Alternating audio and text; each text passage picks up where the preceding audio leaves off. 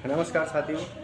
न संघर्ष न तकलीफ तो क्या खाक मजा है जीने में, बड़े बड़े तूफान थम जाते हैं जब आग लगी उसी में। दोस्तों, जो यूपी है उसका अगला टॉपिक हमारा है बाल विकास को प्रभावित करने वाले कारक।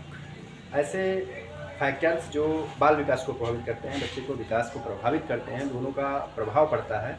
तो वह फैक्टर्स हैं, एक है वंशानुक्रम और दूसरा है वातावरण। दोनों एक दूसरे के पूरक हैं, दोनों ही प्रभावित करते हैं। इनमें से किसी एक की कमी हो जाती है तो बच्चे का विकास प्रभावित होता है। आप समझ रहे होंगे, वंशानुक्रम माता पिता से मिलने वाले गुण होते हैं।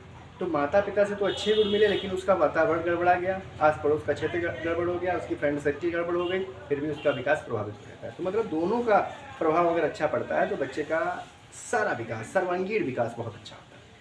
तो अब समझिएगा कि वंशानुक्रम क्या है। तो वंशानुक्रम के संबंध में एक परिभाषा दी है ड्रेवर ने, जो आपसे एग्जाम्स में पूछी भी जाती है। माता पिता के गुणों का संतानों में हस्तांतरण। देखिए, माता पिता के गुणों का संतानों में हस्तांतरण वंशानुक्रम है। क्या है? हेरिडिटी। क्या है? माता पिता के गुण जो संतानों में जाते हैं वही वंशानुक्रम या ड्रेवर कहते हैं। इसलिए अब रॉस ने बताया वातावरण के बारे में कि जो भी बाहरी शक्ति हमें प्रभावित करती है सब क्या है? वातावरण है।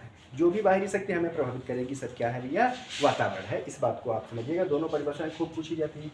अब कहा जाता है कि विकास को कैसे प्रभावित करते हैं।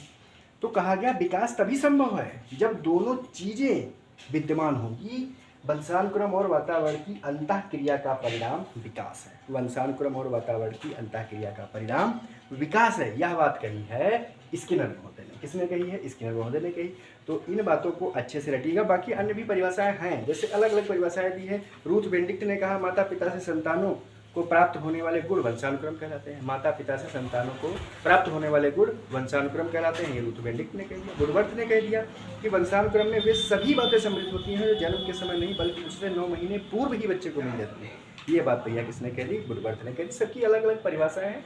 तो ये दो परिभाषाएं बहुत महत्वपूर्ण हैं जो आपसे पूछी जा सकती हैं। तो उनको आपके सामने हैं, इनको याद कर लीजिएगा, अच्छे से समझ लीजिएगा। इसके बाद फिर अगले वीडियो में मिलेंगे, ठीक है? ऐसे ही मिलते रहेंगे। अगला टॉपिक इसी से भाग 2 होगा। बाल विकास अभी इसके नियम बचे हैं, है ना? तो एक दो परिभाषाएं और होंगी, कुछ नियम होंगे, वंशानुक्रम के नियम हैं जो भी पूछे जाते हैं, ठीक है? निरंतरता का नियम, संक्रमण का नियम, संयोग का नियम, ऐसे नियम हैं 5-6, उनके बारे में चर्चा करेंगे और फिर आगे बढ़ेंगे। Thank you, bye bye, take care.